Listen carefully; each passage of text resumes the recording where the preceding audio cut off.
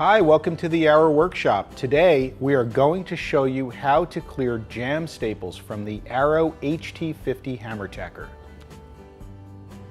First, you need to remove the pusher by pushing in to unlock and sliding it out of the tool. Next, you will need to remove the screw and nut holding the channel in place.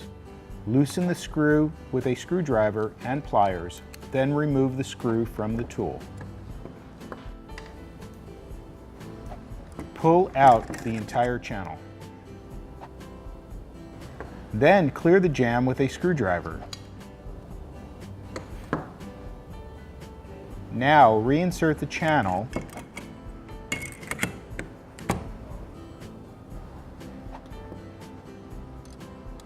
then reinsert the screw and nut and tighten.